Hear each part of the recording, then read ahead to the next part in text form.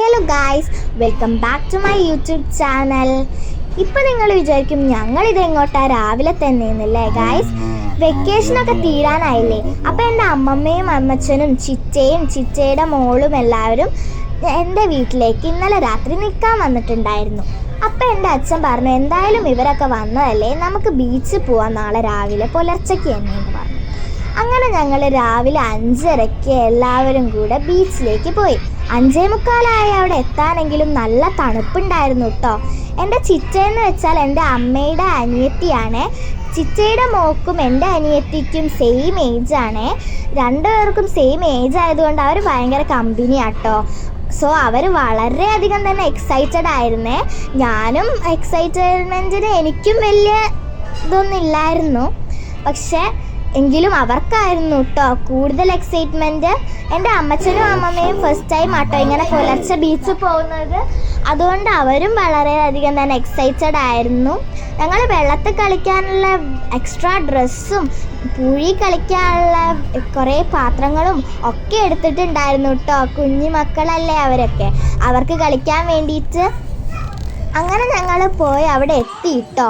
അവിടെ എത്തിയ ടൈമിൽ അവിടെ ഒരു പാർക്ക് ഉണ്ടായിരുന്നേ. ആ പാർക്കിൽ കുറേ നേരം ഞങ്ങൾ കളിച്ചു. എൻ്റെ അനിയത്തിയും പിന്നെ എൻ്റെ ചിറ്റയുടെ മോളെ സാൻവി എന്നാണേ വിളിക്കുക. സാൻവിയും ഊഞ്ഞാലിലെ അടി കേട്ടോ. അവർക്ക് ഭയങ്കര സന്തോഷമായിരുന്നു. അവർ വെള്ളം കണ്ടപ്പോൾ വെള്ളത്തിലേക്ക് ഓടുകയായിരുന്നു കേട്ടോ. പക്ഷേ ഞങ്ങൾ എങ്ങനെയൊക്കെയോ പിടിച്ച് നിർത്തി അവിടെ ഊഞ്ഞാലയിൽ തന്നെ കളിപ്പിച്ചു കേട്ടോ കുറേ നേരം. അങ്ങനെ ഊഞ്ഞാലെ കളിച്ച് അവർ മടുത്തു കേട്ടോ. എങ്കിലും പിന്നെയും കുറച്ച് നേരം കൂടെ കളിപ്പിച്ചതിന് ശേഷം ഞങ്ങൾ നേരെ പൂഴിയിലേക്ക് കളിക്കാനാണ് പോയത്. പൂഴിയിൽ കളിക്കാൻ ചെന്നപ്പോൾ അവിടെ നിറയെ ഞണ്ടിൻ്റെ കുഴി ഉണ്ടായിരുന്നേ. ഞാൻ കുറേ ഞണ്ടിൻ്റെ കുഴി മാന്തി നോക്കിയെങ്കിലും ഞണ്ടിനെ ഒന്നും കിട്ടിയില്ല കേട്ടോ. അങ്ങനെ പിന്നെ എൻ്റെ അനിയത്തിയും സാൻവിയും കൂടെ പൊരിഞ്ഞ കളിയായേ. അങ്ങനെ മണ്ണ് ബക്കറ്റിൽ നിറച്ച് പൊന്തിക്കലും തലയിലാക്കലും പൊട്ടിക്കലും വാഴലും എല്ലാം ആയി അവർ വളരെ സന്തോഷത്തിലായിരുന്നു കേട്ടോ. അങ്ങനെ അവർ കളിക്കുന്നതിൻ്റെ ഇടയിൽ ഞാനും എൻ്റെ ചിറ്റയും പോയൊരു റീൽ എടുക്കാമെന്ന് വെച്ചേ. അങ്ങനെ ഞങ്ങൾ ചെന്നിട്ടൊരു റീൽ എടുത്തു കേട്ടോ. ഇപ്പോഴത്തെ ട്രെൻഡ് ഒരു റീലില്ലേ, ഫസ്റ്റ് നമ്മുടെ മോൻ കാണിച്ചിട്ട് പിന്നെ മേലോട്ട് വരുമ്പം നമ്മുടെ തിര വരുന്ന ആ റീലാട്ടോ ഞങ്ങൾ എടുത്തത്. ഈ റീൽ ഞാൻ ഇൻസ്റ്റാഗ്രാമിൽ പോസ്റ്റ് ചെയ്യാം കേട്ടോ, അവിടെ പോയി കണ്ടേ. അതിനുശേഷം പിന്നെ ഞങ്ങൾ വെള്ളത്തിലൊരു കളിയായിരുന്നു ഗായ്സ്. കളിച്ച് ആർമാദിച്ചു കേട്ടോ. ഞാൻ ഇറങ്ങിയ വീഡിയോ ഇതിൽ അധികം എടുത്തിട്ടില്ല, അതുകൊണ്ടാട്ടോ എന്നെ കാണാത്തത്. എൻ്റെ അനിയത്തിമാർക്കൊക്കെ വളരെ സന്തോഷമായിരുന്നേ. പിന്നെ ഞാൻ മെല്ലെ മെല്ലെ വെള്ളത്തിലേക്ക് ഇറങ്ങി തുടങ്ങി കേട്ടോ. അവസാനം ഞാനും പാറക്കെട്ടിൻ്റെ മേലെ ഇരുന്നേ. പിന്നെ വെള്ളം വന്ന് ഇടിച്ചിട്ട് ഞാൻ പേടിച്ച് എണീക്കുകയായിരുന്നു കേട്ടോ.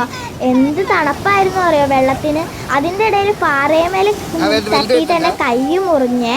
അത് പിന്നെ ഞാൻ കാര്യമാക്കിയില്ല കേട്ടോ. അങ്ങനെ ഞങ്ങൾ കുറേ നേരം വെള്ളത്തിലിരുന്ന് കളിച്ചു. അവസാനം വലിയ തിരകളൊക്കെ വന്നിടിക്കുമ്പോൾ ഞാൻ വിചാരിക്കും അയ്യോ ഒലിച്ചു പോവാന്നുള്ള പേടിയിലായിരുന്നു കേട്ടോ. പിന്നെ കുറച്ച് കഴിഞ്ഞപ്പോഴേക്കും തിരയുടെ ശക്തി കൂടി.